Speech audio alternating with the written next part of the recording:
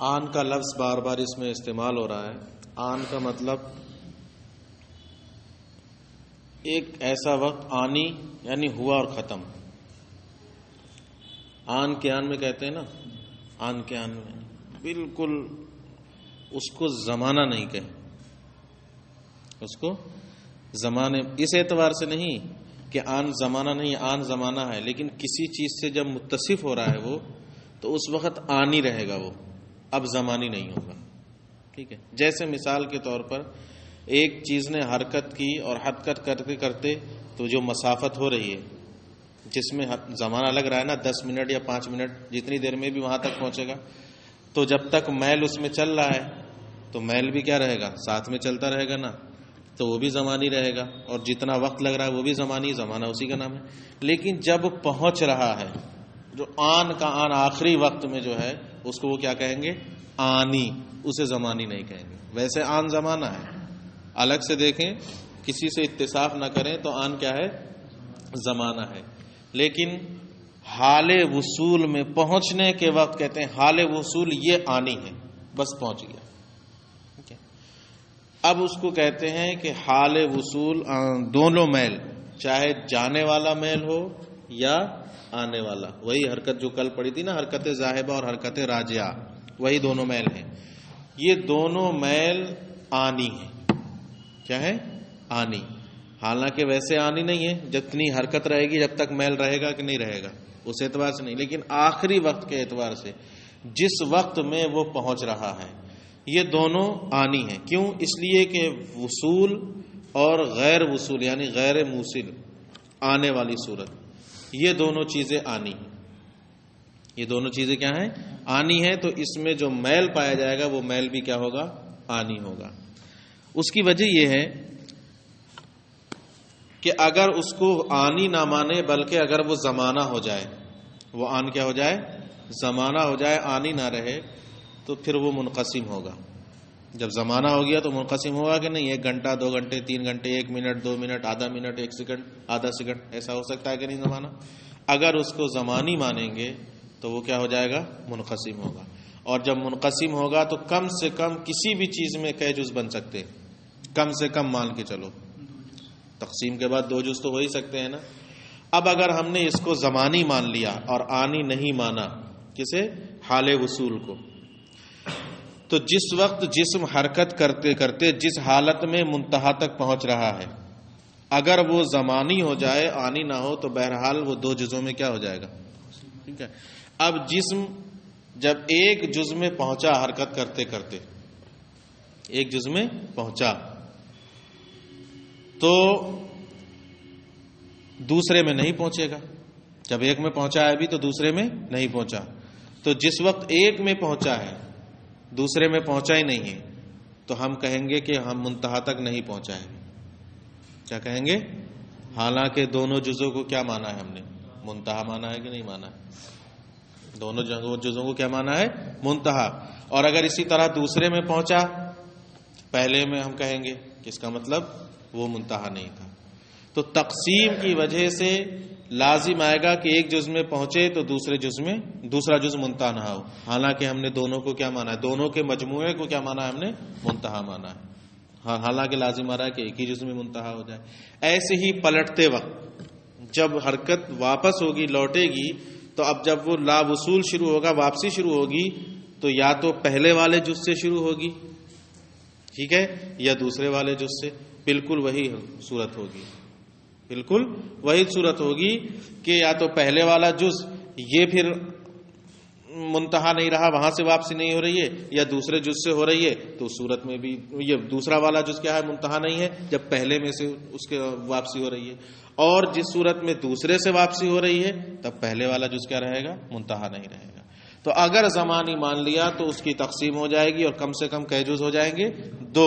تو 2 جز ہونے کی وجہ سے اب جب جسم منتہا تک پہنچے گا تو دونوں کے مجموعے کو منتہا کہا جاتا ہے، حالانکہ وہ جب ایک جز سے ہی واپسی کرے گا تو منتہا تک وہ پہنچا ہی نہیں، اور یہ خلاف مفروض لازم آئے گا. دیکھو، وَكُلُّ وَاحِدٍ مِّنَ الْمَيْلَيْنِ آنی، دونوں میلوں میں سے ہر ایک میل کیا ہے، آنی ہے. لأن الوصول وكونه غیر موصل، اس لیے کہ وصول اور اس کا غیر موصل ہونا یہ کیا ہے؟ آنی ہے، اور جب یہ آنی ہے تو میل بھی آنی ہوں گے. لأن حال الوصول لو کان زمانا، اس لیے کہ وصول کی حالت اگر زمانی ہو جائے، جس وقت میں ہر جسم وہاں تک پہنچ رہا ہے حرکت کرتے کرتے، آخری وقت حال وصول پہنچنے کی حالت، یہاں سے حرکت شروع ہوئی، کہیں سے حرکت شروع، یہ ہے پہنچنے کی جگہ، اب جس وقت میں یہاں پہنچ رہا ہے اسی کو ہم کیا کہیں گے؟ آنی کہیں گے، اس کو زمانی نہیں کہیں گے. حالانکہ یہاں سے یہاں تک چلا یہ سب زمانہ تھا، یہ کیا چل رہا تھا؟ زمانہ تھا، 1 منٹ 2 منٹ 5 منٹ، لیکن جس وقت پہنچ رہا ہے اس کو ہم کیا کہیں گے؟ بس اسی کی بات ہے، وہ کیا ہے؟ آنی ہے. اس لیے کہ اگر وہ زمانی ہو جائے وانقسم، تو وہ کیا ہو جائے گا؟ منقسم ہو جائے گا. فحینئذ ما یکون الجسم فی احد طرفیہ لم یکن واصلا الی المنتہی، تو جسم اس وقت اس کے کسی ایک طرف میں پہنچے گا تو وہ منتہا تک پہنچنے والا نہیں ہوگا. ھذا خلف، اور یہ کیا ہے؟ خلاف مفروض. کیوں؟ کیونکہ ہم اس کو کیا ماننا ہے؟ منتہا تک پہنچ گیا. وَقَذَا حَالُ سَيْرُورَتِهِ غَيْرَ مُوصِلٍ، ایسے ہی اس کے غیر موصل ہونے کی حالت میں بھی، غیر موصل پلٹنے کے وقت، یا تو ایک جو پہلے جز سے پلٹے گا یا دوسرے سے، تو ہم کیا کریں گے؟ ہم کیا کہیں گے کہ منتہا سے پلٹ رہا ہے، فرض یہی کیا گیا ہے، حالانکہ منتہا سے نہیں پلٹ رہا ہے، منتہا تو دونوں جزوں کا کیا ہوگا؟ مجموع، اور یہ پلٹ رہا ہے کس سے؟ ایک سے. ٹھیک ہے. وَإِذَا كَانَ كُلُّ وَاحِدٍ مِّنْهُمَا آنِيًّا، اور کہتے ہیں کہ جب ان دونوں میں سے ہر ایک آنی ہے، زمانی نہیں ہے، تو ضروری ہے کہ دونوں آنوں کے درمیان ایک زمانہ ہو. دونوں آنوں کے درمیان حال وصول اور حال لا وصول، دونوں کے بیچ میں ایک زمانے کا ہونا کیا ہے؟ ضروری ہے. کیوں؟ اس لیے کہ اگر زمانہ نہ ہوا، ایک چیز اور یاد رکھو، آن جو ہوتے ہیں یہ غیر منقسم ہیں، ان کی تقسیم نہیں ہو سکتی. جتنے بھی آنات ہیں فلسفیوں کے نزدیک یہ کیا کہلائیں گے؟ غیر منقسم. اگر دو آنوں کے درمیان زمانہ نہیں ہوگا تو یکے بعد دیگر پے در پہ دو آن ہو جائیں گے کہ نہیں ہو جائیں گے؟ بیچ میں زمانہ نہیں ہوگا. اب جب دو آن پے در پہ ہو جائیں گے تو اب زمانے کا مرکب ہونا لازم آئے گا ایسے اجزاء سے جو اجزاء لا تتجزا. یہ دونوں آن کس میں داخل ہو جائیں گے؟ پھر زمانے میں داخل ہو جائیں گے کہ نہیں داخل ہو جائیں گے؟ اب زمانہ مرکب ہوگا کس سے؟ اجزاء لا تتجزا سے. اور زمانہ نام ہے کس کا؟ مقدار حرکت کا. تو اب جب زمانہ اجزاء لا تتجزا سے مرکب ہوگا اور زمانہ نام ہے حرکت کی مقدار کا، تو حرکت بھی کیا ہوگی؟ اجزاء لا تتجزا سے مرکب ہوگی. اور حرکت ہوتی کس میں ہے؟ مسافت، یہاں سے وہاں تک حرکت کس میں ہوتی ہے؟ مسافت میں. لہذا اب حرکت کا بھی کیا ہونا لازم آئے گا؟ اجزاء غیر اجزاء لا تتجزا سے مرکب ہونا. تو ایک کی وجہ سے یہ سارے محالات لازم آ رہے ہیں، تو لازم ضروری ہے کہ ان دونوں آنوں کے درمیان تھوڑا سا زمانہ ہو. اگر زمانہ نہیں ہوا تو دونوں آن پیدر پہ یک بعد دیگرے ہو جائیں گے، تو لازم آئے گا کہ زمانہ مرکب ہو جائے کس سے؟ اجزاء لا تتجزا سے. اور اجزاء لا تتجزا سے جب زمانہ مرکب ہوگا تو زمانہ ہوتا ہے حرکت کی مقدار کا نام، تو حرکت بھی اسی اجزاء سے مرکب ہوگی. اور حرکت ہوتی ہے مسافت میں، تو مسافت کا بھی کیا لازم آئے گا؟ اجزاء لا تتجزا سے مرکب ہونا. حالانکہ یہ پیچھے ہی باطل ہو چکا ہے کہ جتنی بھی مسافت یا بعد ہیں یہ سب کے سب اجزاء لا تتجزا سے مرکب نہیں ہو سکتے. تو ماننا پڑے گا کہ دونوں آنوں کے درمیان زمانہ ہے. اب وہ زمانہ کس کا ہے؟ سکون کا ہے یا کسی حرکت کا ہے؟ یہی بتائیں گے.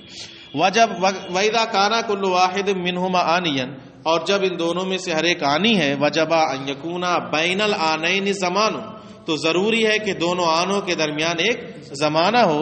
لَا يَتَحَرَّكُ فِيهِ الْجِسْمُ، جس میں جسم بالکل حرکت نہ کرتا ہو.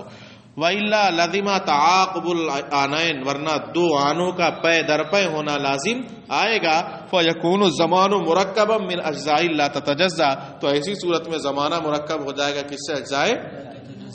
ہاں. وَيَلْزَمُ مِنْهُ تَرَكُّبُ الْمَسَافَةِ مِنْ أَجْزَاءٍ لَا تَتَجَزَّا لِانْطِبَاقِهَا عَلَى الْحَرْكَةِ، کہتے ہیں اور اس کی وجہ سے اب اس مسافت کا بھی مرکب ہونا لازم آئے گا اجزاء لا تتجزا سے، لانطباقها على الحرکت، کیونکہ وہ حرکت پر منطبق ہوتی ہے. کیا؟